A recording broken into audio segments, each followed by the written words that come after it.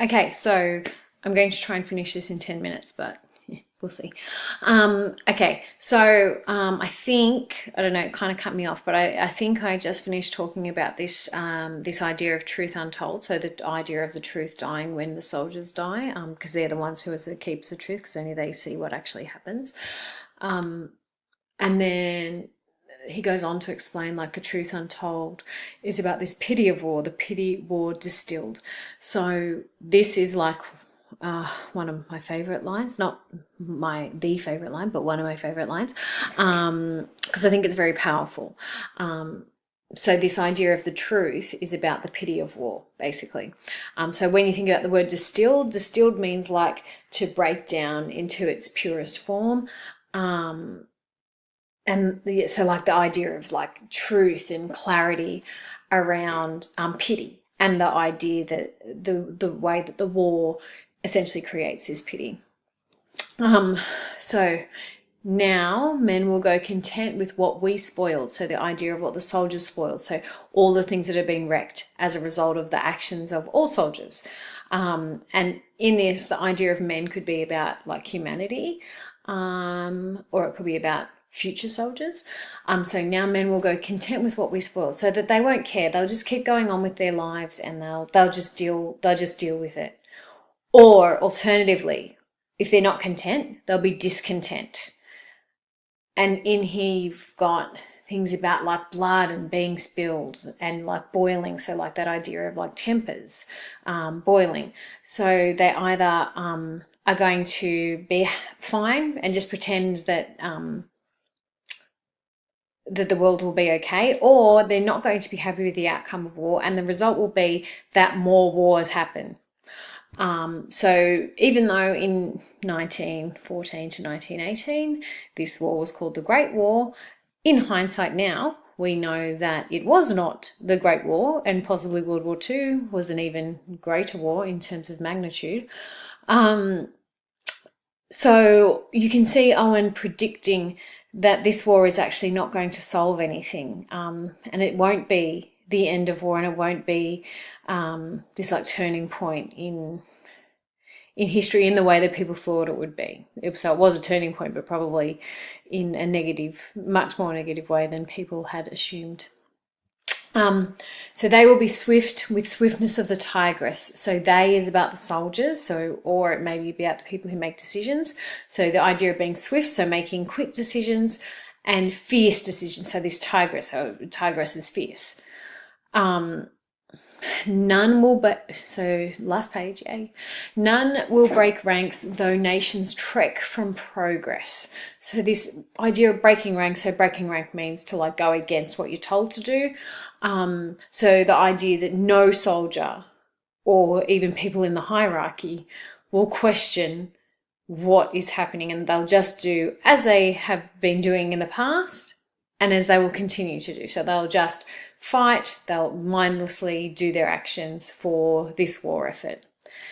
So no one will like question things, even though nations trek from progress. So this here to me is very critical of the government, and those in decision making.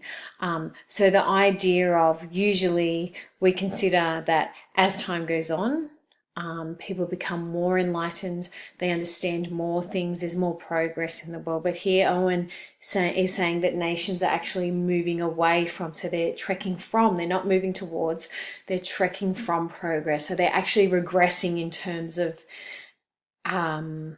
what it means for humanity. Courage was mine and I had mystery, wisdom was mine and I had mastery, to miss the march of this retreating world into vain citadels that are not walled. So I really like this here, to miss the march of this retreating world. So again, you've got that idea of like the regression away from being an enlightened society. Into vain citadels that are not walled. So when something is in vain, it means that it was done and it really had no effect. So there was no point to it. Citadels are things to do with like walled towns that were used for protection, and also to do with like military, etc. yeah, sorry. So that are not walled. So in here you've got this idea of these vein citadels.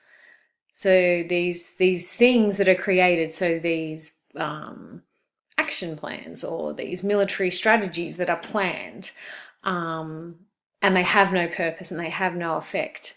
The only effect is that they're not walled, so no one is protected. So the soldiers aren't protected, but they still keep making all of these like decisions in these like important places. They make all these decisions that affect all of these soldiers who are outside of it. So you can see here Owen is being quite critical of the difference between like soldiers and government, which you see in a number of his poems. The next line is like one of my favorite lines, and I'm probably getting too excited about it because it's actually quite a harsh line, and I probably shouldn't be getting excited, but I just really like the imagery that it creates in the reader, in the audience's mind, through this metaphor. So in here, this line here, then when much blood has clogged their chariot wheels, you have a metaphor. Okay, so usually a chariot is something that's about valor, it's about victory, it's about recognition, it's about glory, right? So like chariots are the things that people ride in on and everyone cheers from them and says, wow, you're a hero. Yeah. Okay, and the wheels are obviously the things that push those chariots. So this idea of like that glory is there, but then what I like about this is it says when much blood has clogged their chariot wheels.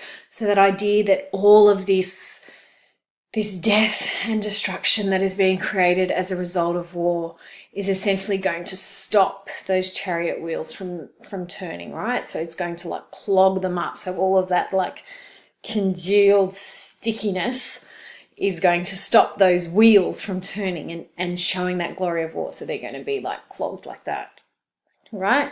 So it's just a very powerful image in terms of the understanding of the criticism of war and the death and destruction that has been brought about as a result of war.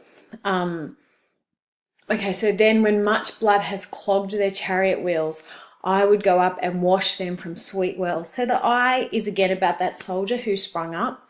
I would go up and wash them from sweet wells. So here, the idea of washing, so washing means to purify. So you've got the symbolism of being purified, and they're from sweet wells.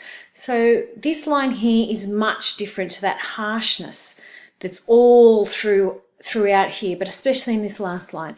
There's a much lighter tone to this. So I would go up and wash them from sweet wells. So here you have the second soldier wanting to be able to comfort and sympathize with all of those soldiers who've come after him, as well as the soldiers who've come before him, and the soldiers are there at the same time, who have just been a part of this machine that is war. And he wants to make them better. He wants to make them better because they've just done this thing, and he knows how hard it is for them in their minds, everything that they've had to do, and he just wants to make them better. He wants to take away their pain. So he wants to take away all of that blood that's clogged their victory. So all of that nastiness, he wants to take that away. He wants to purify them and cleanse them of that. And how is he going to do this? Even with truths that lie too deep for taint. So the idea of like telling them the truth of war, and that will actually heal them. All of these soldiers, that will heal them. I would have poured my spirit without stint, but not through wounds, not on the cess of war. So, but that's cess means like cause of war. Foreheads of men have bled where no wounds were. So this here, again, you've got another metaphor. So the idea of the indelible mark that's left in people's minds once they go to war. So you could link this to insensibility in terms of like that idea of not being able to forget everything that you experience. There's lots of ways that you could link that. So in these last lines, you've got the idea that the soldier, and I've just gone over 10 minutes, sorry. The idea that this soldier, whoever he is like wanting to help other people in their position, okay? Because essentially all of these soldiers are in it together. It doesn't matter what side of the war they're on. They all experience the same thing, and they're all just essentially like killing machines who are there to help the war effort, but at the end of the day, they don't matter. They're just there as numbers, as cannon fodder. Okay, so onto the last little stanza. So again, remember, you've still got this second persona speaking, and they're speaking to the persona who started off the poem. I am the enemy you killed, my friend, right? So here you have this revelation where that person who sprung up and looked at the persona with that dead smile and that recognition, that piteous recognition, the reason they recognize them is because the first person was the person who killed them, okay? And interesting, my friend is not something that you would necessarily usually call someone who is responsible for killing you. But in this, you've got this powerful idea that soldiers eventually realize that there's nothing that they can do, and that they all have this same experience of war. So essentially they are all in it together, even if they're on opposite sides.